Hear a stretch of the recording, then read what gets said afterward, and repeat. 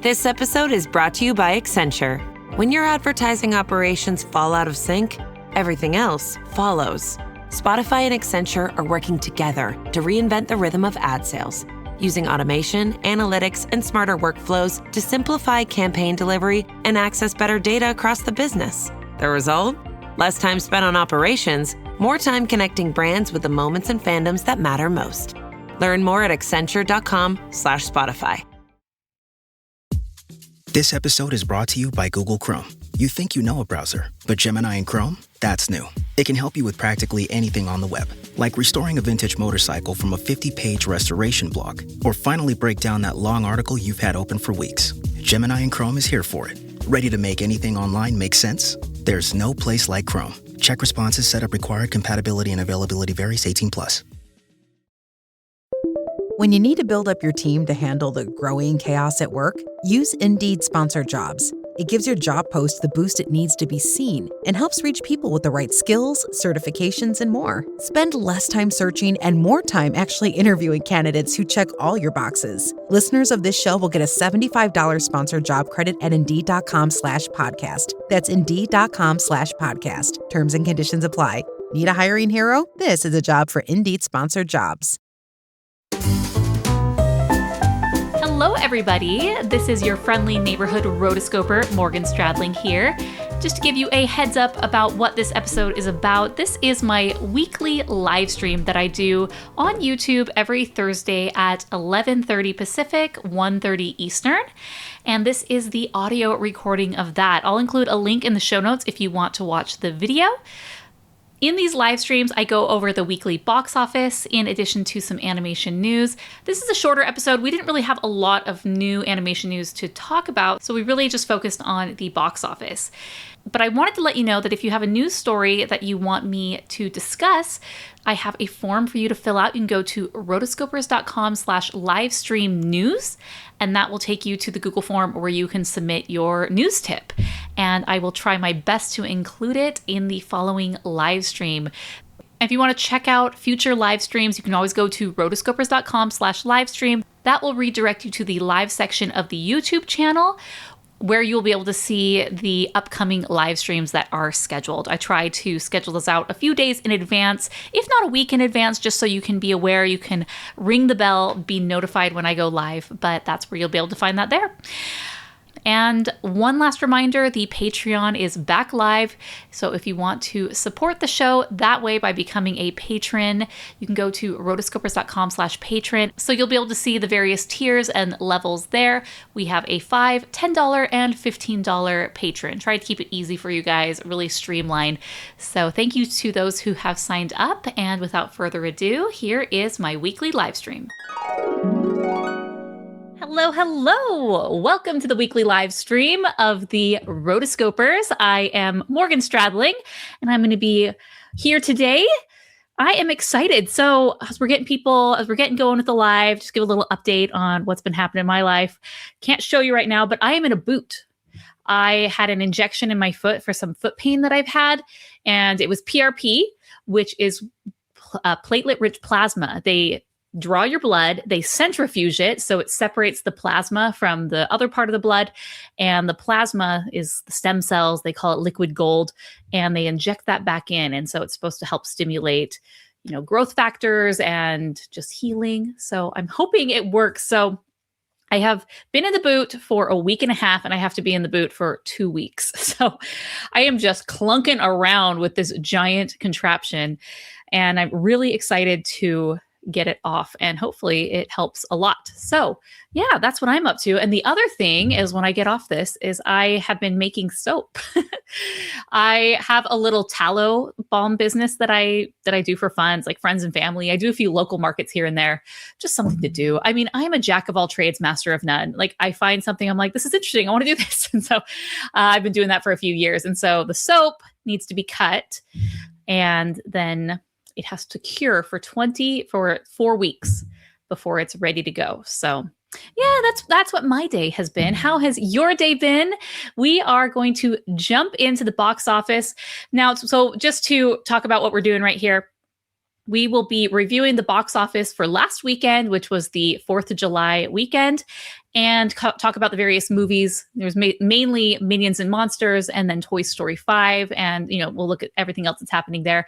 And as far as news stories, there weren't really a lot of news stories that I saw this week that I really wanted to talk and focus on. I was reading through an article with the directors from Hexed, and it was just, but I was a little late to the game reading that. So we might talk about the first half of that one, and maybe we'll talk about the rest. But all right, before we get started, we have some, I see Jeremiah here, Lauren Rodriguez. She says, "Hi, Morgan. I hope you're doing well. Becca and I listened to your Toy Story 5 review. Blaze is awesome. I'm excited to see Toy Story 5 with Becca next week. It's heartfelt and healing." She also says, "My favorite Toy Story characters have always been Jessie, Woody, and Trixie.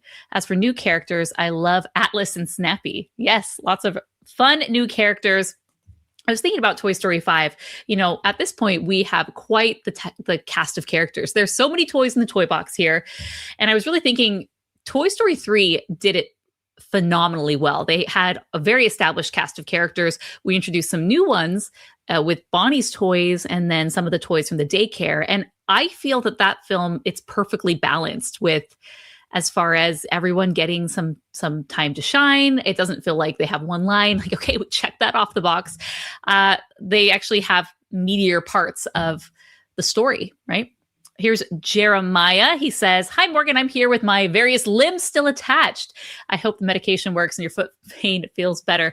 Thank you. I know I said last week, guys, we don't want to be losing those limbs with 4th of July celebrations. So Jeremiah, thank you for completing the assignment properly. And then he also says, "I love Trixie. She's so underrated. Christian Shaw rocks." Yes, Trixie's really fun. Don't feel like that's the problem. I feel like Trixie is like another one pushed to the sidelines because she's the other dinosaur, right? And Rex was barely in this new one, but yeah. Okay, everybody. So let's jump into the box office. Oh no, did I remove? Okay, here we go. Add to stage. Oh, no, we don't need to see me so big. We want to see this. All righty, here you go. Here is the box office for the week. I'm using the numbers this time just to kind of talk about the various things that happen. So let's hop over to the domestic box office for the weekend of July 3rd. And so we had Minions and Monsters at number one, $37 million, which was very not great for what they were expecting. We'll go to a different chart, which kind of talks about what they were predicting and what they ended up being. Toy Story 3, this was its third weekend, dropped to number 2 with $30.3 million. And then the other new film that came out was Young Washington, just barely got under $20 million, $19.3 million for the weekend. Big 4th of July, very Americana.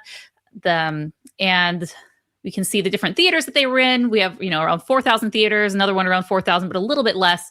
And then this one just a little under 3,000 theaters. So if we're going here, we're talking about Minions and Monsters. I really liked Minions and Monsters. I thought that it was pretty funny. It overall did a really great job. It was a surprising Minions film that just didn't feel like we were like rehashing the same thing over and over, even though it kind of is. But the Hollywood aspect, I really enjoyed, and I thought that was really fun. And then it kind of peters off around the 45-minute mark. And people, I thought, okay, like this one's going to do really well, but it seems like this weekend just didn't do well for a lot of films. So they have this report right here. It says weekend projections means off to a slow 61.4 million 5-day opening. So this was on the 5th, they posted this. It was expected to have 36.4 million over the 3-day weekend.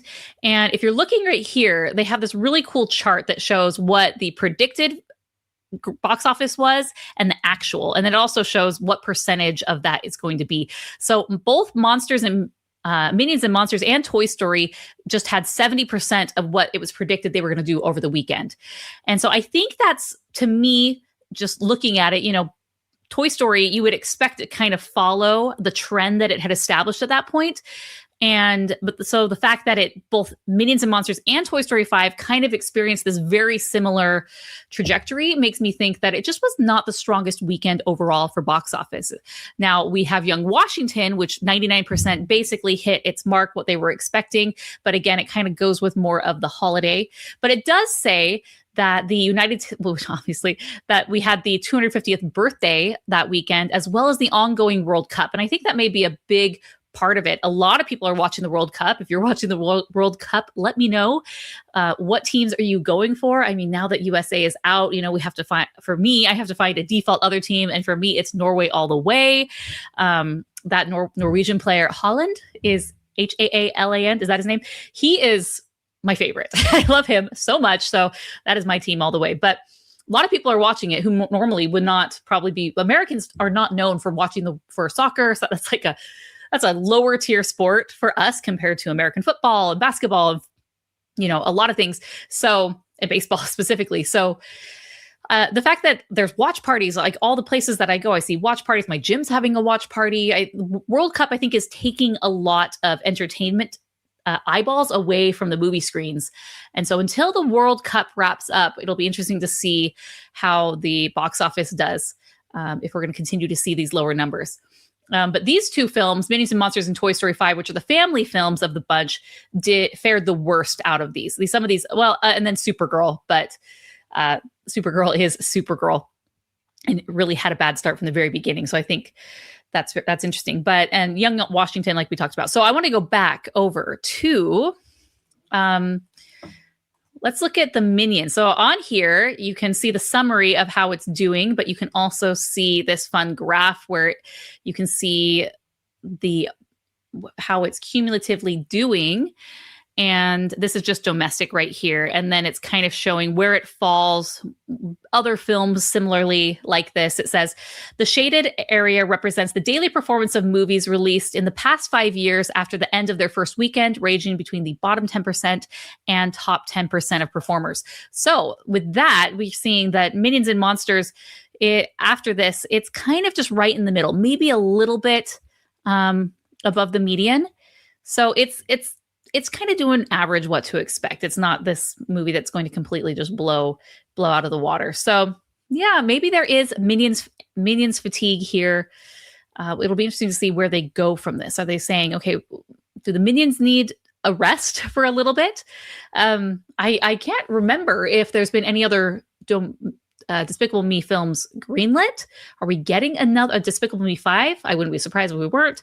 But maybe this is the one where we're going to tap the brakes a little bit. Right now, get up to 15% off select storage solutions. Put heavy-duty HDX totes to good use, protecting what's important to you. The solid, impact-resistant design prevents cracking, and the clear base and sides make items easy to find even when the totes are stacked. Find select shelving and tote storage up to 15% off at the Home Depot to organize every room in your home, from your garage to your attic. Visit HomeDepot.com. How doers get more done. That refresh you've been putting off until the right deal came along? It's here! Wayfair's Black Friday and July sale is happening now, so you can finally get the style you've been waiting for less. Get up to 80% off area rugs and up to 60% off outdoor and bedroom furniture. Shop Wayfair's huge selection of styles and find the piece to fit your style, budget, and space.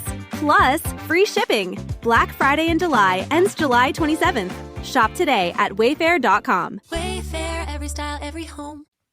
So, yeah, so we can see, just looking at the first week, and I like this right here. Also, they have the weekend box office, and they're just going to give you the numbers of each weekend that you can see. So I really like the way that they format this. Then you can see the daily box office, and then they give the weekly box office. So the first every 7 days. So you can see. So, yeah, so and this one isn't correct. June 26th, that's incorrect. So we'll ignore that one. But we got so this was a 5-day, and the 5th was a Sunday. So right now we have their 7-day.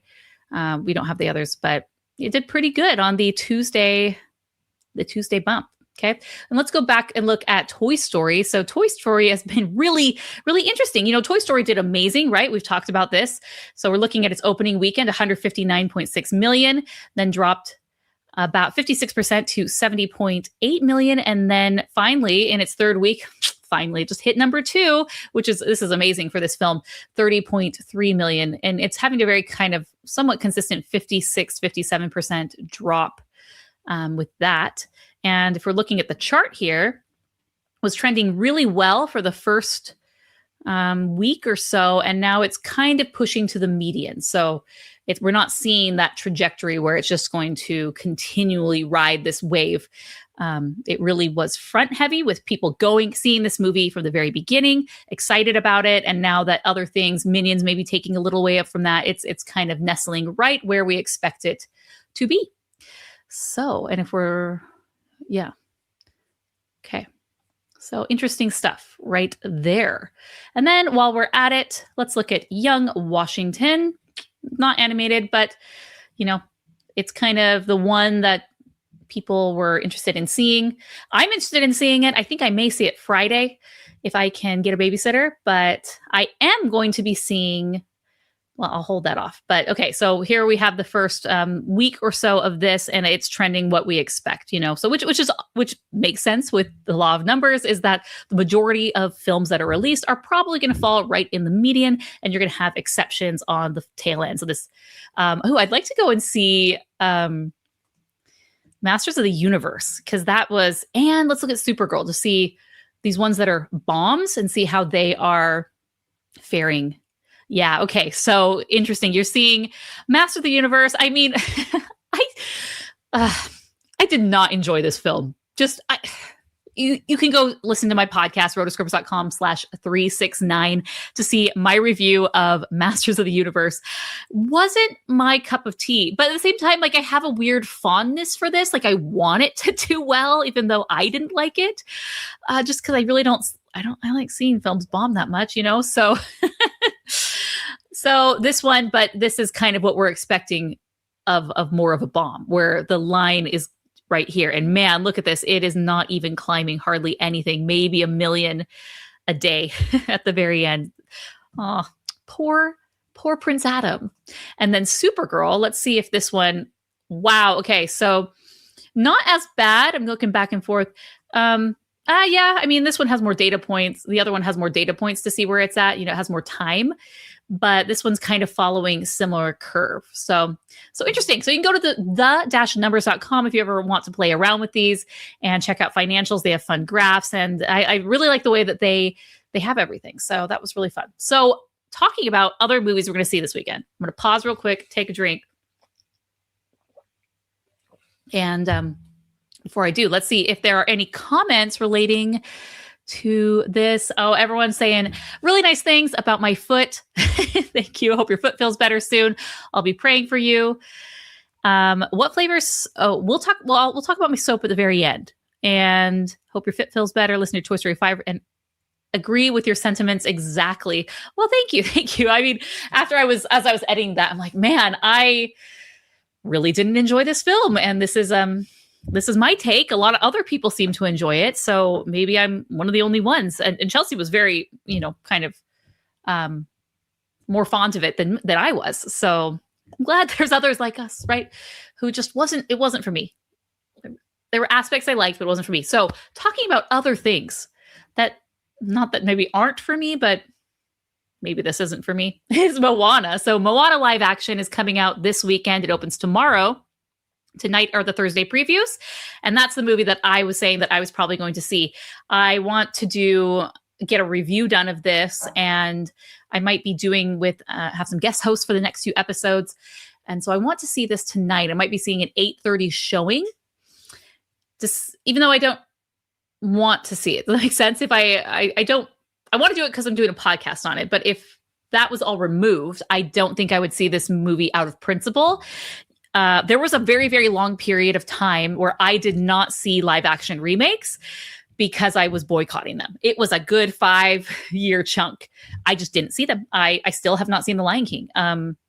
I gave a few a chance and then just didn't love them. And then I said, nope, we will not do this anymore. And that was after Aladdin.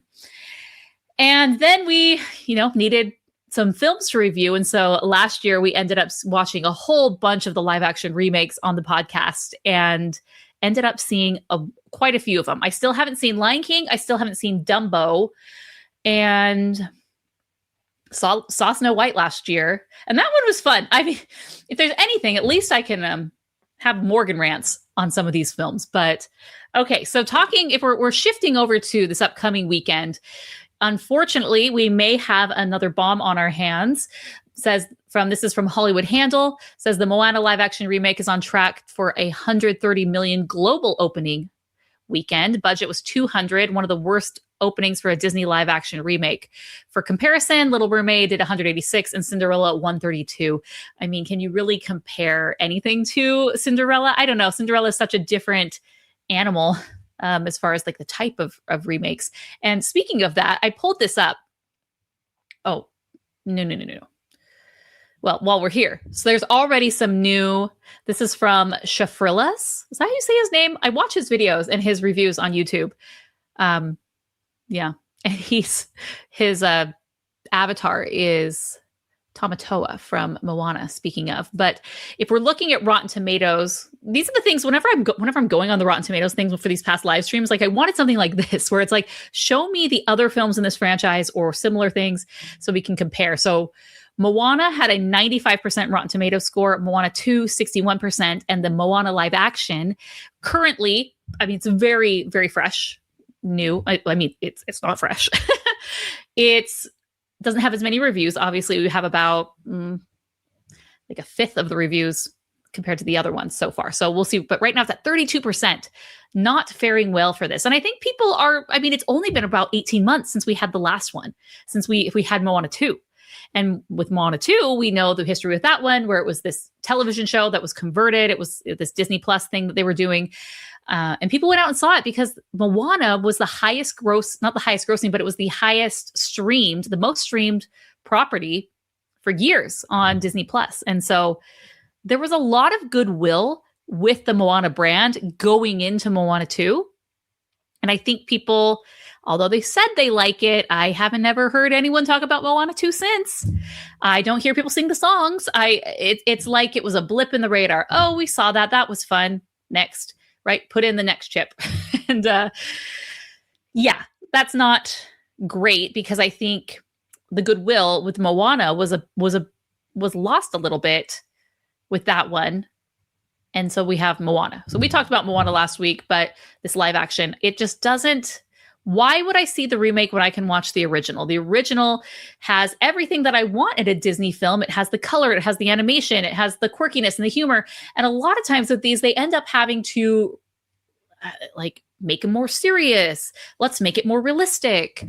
And let's make it more realistic with no songs. And I'm going to pull this up. I saw an interesting tweet. Let's see if I can make this bigger. Here we go. This is from aficionado __. I've designed the Disney remake triangle. The three main films encapsulate the three distinct approaches to Disney takes when remaking their animated films. Every other Disney remake is a combination of these two approaches. So I saw this and I thought, yes, this is perfect because, you know, we've always talked about like, what type of Disney remake is this? Is this like a faithful adaptation? Is this a new twist? And so let's start with Cinderella. Cinderella is the faithful elevation. So you're taking the source material. In this case, it's the Disney 1950s animated film, not the original fairy tale. So you're taking that and you're going to elevate it faithfully. How can we deepen the story is the tagline. Total departure from the source material, but with changes that pay homage to the original while still being able to stand alone on its own as its own film with its own feel. Then we have over here, this is the incoherent overcorrection. Quote, let's fix the original. This is a total departure from the source material, but with nonsensical and incoherent changes that undermine the way the characters are constructed. That is Mulan. That is another one I have not seen. I have not seen Mulan. Let's see. This has a nice list of things that I can. Okay. Yeah. So I haven't seen Little Mermaid. I haven't seen Mulan. I haven't seen Lion King and Dumbo. There's other ones. Yeah. Okay. So there's that one. Okay. Let's do the same. This is redundant. Let's do the same film, but bad. No changes from the source material, same exact story beats, one-to-one retelling with bad visuals, dull performances, watered down music, and overwhelming feeling of, why does this exist? So they need to put, okay, so then they have like this middle ground in between. So we have Maleficent that's kind of in between. I'm not going to call them by these things. I'm just going to say in between Mulan and Cinderella. Like, to me, that like encapsulates. And then we have a whole bunch here in the middle in between Moana and Mulan. We have Snow White. I see Jasmine. I want to say Jasmine, Aladdin, Lion King, Beauty and the Beast, Peter and Wendy. And then Jungle Book is in between Moana and Cinderella with Jungle Book and The Little Mermaid. So interesting. It'll be interesting to see if this kind of does it puts a nail in the coffin. I mean, I say that and I know that's not true. There's no nail in the coffin for these things. Disney loves them. They make decent amount of money.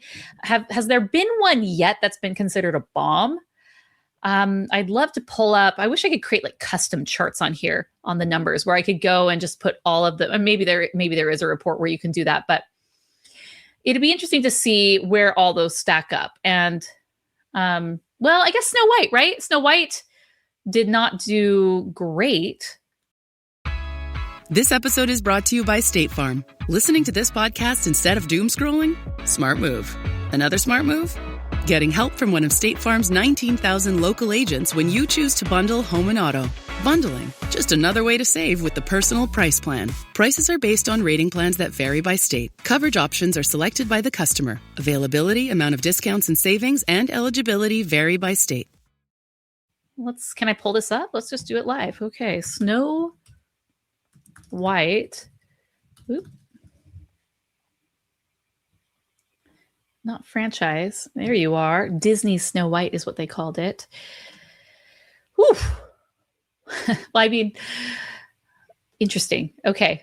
Yeah, that was a bomb. And there was a lot of press for this one. Not press, but there was a lot of hullabaloo leading up to this that I think overall people just did not appreciate what this was doing.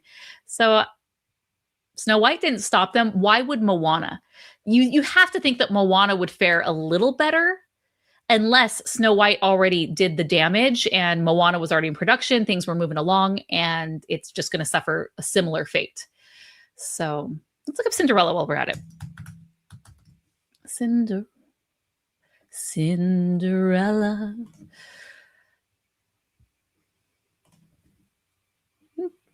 Pretty mid. It's like right along, barely under the median. But did pretty okay. Is there anything else? Another one I should look up? Little Mermaid. I didn't see this one. I think this was while I was still boycotting them all. And then eventually the next 2 years. Yeah, I mean, so they're doing okay. And then Lilo and Stitch, I think, actually did. Is it Lilo and? Or do they have the ampersand? Where are you? Okay. 2025 Lilo and Stitch. Even Lilo and Stitch wasn't, I mean, it's hard because we're looking at this graph of the median for, similar performers. It's kind of just right what they expect, but didn't it break $1 billion? Well, let's see, summary. See, this part I don't really like. It's like, what's happening here with all of this text? We need to clean this up a little bit. Oh, up here at the top, duh. Okay. Getting oriented to this new thing. So it did just barely do over 1 million or billion. And then the Little Mermaid, it did 569 overall. Cinderella, I mean, that was nearly 10 years prior, did around 500 million. And Snow White, oh, I forgot. I was just looking at this graph. I forgot how terrible that did. 205 million overall. I mean, that has to be the worst of the worst so far. And then we can't really see for these other ones. Mulan, other ones that were notably bad. Pinocchio, those were hidden forever. So, yeah, okay. All right. Let's That's really all I have for today. Just looking at the box office. Let's do some comments. Lauren says they should do an animated She-Ra and Princess of Power film based on the Netflix shows with Amy Carrero as Adora. It would be awesome. I've heard that the She-Ra Netflix is quite good. I have not seen it though. Little Coffee Bandit says, I'd be interested if you did a live action remakes rant episode every now and then. Always entertaining. We'll all be united in our dislike for them. Do most people feel this way? I feel like most fans of Disney, I don't know. I know people who are big Disney fans who just eat them up and love them. But yeah, okay. Morgan rants are great. All right, Lauren says it. I'm excited for Moana 3. It would be awesome if Moana and Samia went on a sister adventure. Her little sis. You think she's going to grow up? Jeremiah says Little Mermaid in particular had such dark colors, especially underwater. It could have been Bruce from Nemo attacking Ariel, that for all I could see. Many of the performances were bizarrely stiff and unemotional. It was largely a slog to watch. What a huge contrast to the brilliant original. Probably my favorite of the personal favorite of the Renaissance. Yeah, that's the thing. Why does everything have to be dark and grungy and realistic and like you need to shine a flashlight on the screen to even see what you're looking at? It's bizarre choices to me because animation. Let me fix my microphone. Hopefully this is a little better. Animation is so vibrant and fun and colorful. You think of the Under the Sea episode song. I mean, that's punching things up even more. And a friend like me from Aladdin, they really punch and take it places where you couldn't realistically because it's animation. It's fun. And then even the real world for Little Mermaid is still incredibly beautiful and colorful. And we just need some old school cinematographers with color and light and contrast and just not dark. Like, I don't know. Do we blame The Dark Knight for this or Batman Begins? Because yeah, Batman Begins. It just, everything has to be dark and grungy and real. Like, no, it doesn't. It can be fun and pretty. So the only live action, this is Lauren, the only live action remake I loved were Aladdin, Jungle Book, and Lilo and Stitch. Yeah, we have quite a few to choose from. So, all righty. I did have an article that was about Hexed. I think I'm going to save that for next week. So I'm going to read up a little bit more on the authors. The directors of Hexed were at Annecy, which is the big film festival in France. And so they had kind of not a panel, but they were on stage talking, for lack of a better term, a presentation that they were doing. And there are 3 directors of Hexed, which I didn't realize until just now, which the modern Disney / animation pipeline where you have to have so many directors is very interesting to me. There's a lot of cooks in the kitchen. And, I guess I could pull it up real quick. I'm not going to read through it, but I will say, I like the colors in Hexed. Looking at this poster right here, the purples and the pinks and the teals, I love it. That alone is really interesting to me, and I really like that. But we shall see. Directors are Jason Hand, Fawn, Vera Sunthorn, and then there was another one mentioned, Josie Trinidad. See, you can see all my notes. These were just the quotes that I was going to read, and then it keeps going. I was like, I got to get started on this live stream. So, okay, we had another question. Let's see. So I can read that next time and we can talk a little bit more about, Lauren says, I pray your foot feels better. Thank you. What flavor soap do you make? I love ocean scents and fruit flavors. So I actually make tallow soap and I do an unscented. So this is like more of a natural type of soap, not I really like going to boutiques or different soap stores, and they have the really bright, fun, colorful soaps. And those with a lot of like synthetic pigments and they have really cool fragrances and smells. But that's not the kind of stuff that I make. Mine are very natural. I use tallow in it. So like tallow berry is crunchy, that's from beef. So mine has tallow, coconut oil, olive oil, hemp seed oil, castor oil. And then I either make it unscented, because a lot of times people are using the soap because they have eczema or like some people just really don't like fragrances, which is really interesting. They want nothing to do with them. Just so there's unscented. And then I just do lavender. Maybe at some point I would do, some other scents here and there, but I haven't yet. So yeah, I should do a little giveaway of my stuff for people who join on live stream. Maybe I'll do that next time. Lauren also says, I'm excited for Forgotten Island. I hope you have a blessed night. I'm excited for your next live stream. Well, thank you. And let's see. The Aang trailer had an epic feel and beautiful animation. I haven't seen the leak, so I'm seated to stream this. Avatar is S tier anime. Yes, it is. This is going to be, I haven't seen the leak. Obviously, the leak came out a few months ago. Tons of people saw it, but I didn't. And I'm excited for it because the original is so good. Korra was kind of a letdown, but I'm gonna see it nonetheless. I really would wish that they would have stuck with their original premise of releasing this in theaters. And I thought maybe, okay, well, it's already out there. Why don't you just? But it's kind of hard to get theatrical. Like, oh, just kidding, we're changing this. I think it's easier to flip the switch and go digital and streaming than it is to flip and go, in theaters. But just a few showings, couple hundred theaters. Come on.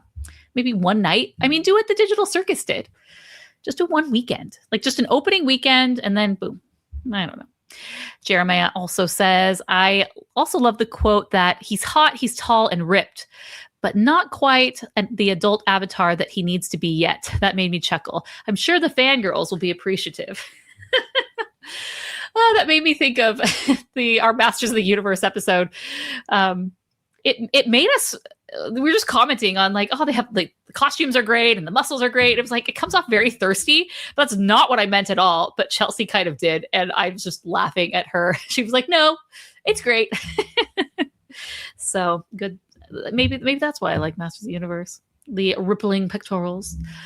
So, all right, guys, that's all I have for today. So if you have ideas or topics for future live streams, let me know in the comments of this one. And before I, as I start doing my research for the next week, if there's like a news story or a trailer, just post it here on this live stream and I will go ahead and try to include those for the next ones. So, okay. So on the docket, we have, I'm going to be doing Moana. I'm going to be doing Minions and Monsters. So those episodes are going to be coming up.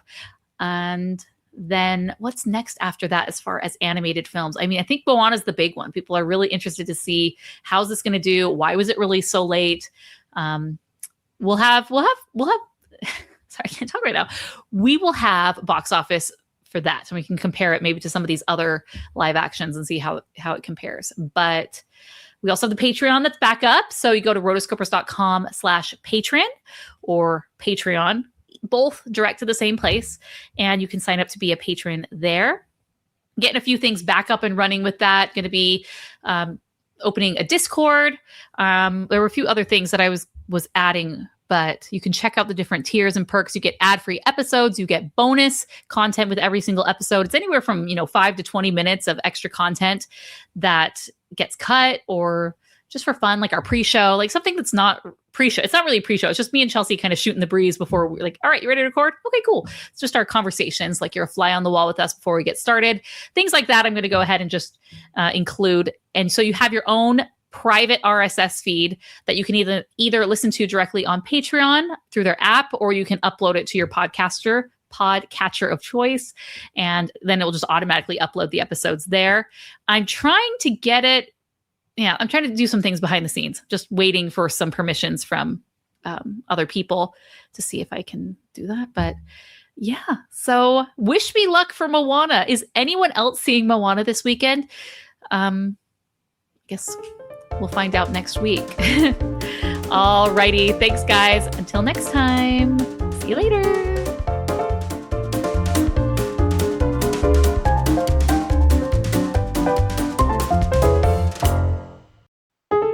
You've been listening to the Animation Addicts podcast. If you enjoyed this episode, don't forget to subscribe and be sure to leave us a 5-star review. We're available on Apple Podcasts, Spotify, and wherever you listen to podcasts. And if you want to help spread the word, be sure to share the podcast with your friends on social media. Just don't forget to tag us at Rotoscopers on Instagram and use the hashtag AnimationAddicts. For all the links and full show notes for this episode, go to rotoscopers.com/podcast. Now, if you still can't get enough for your animation fix, be sure to subscribe to us on YouTube and visit rotoscopers.com for more animation news, reviews, and interviews. Thanks for listening.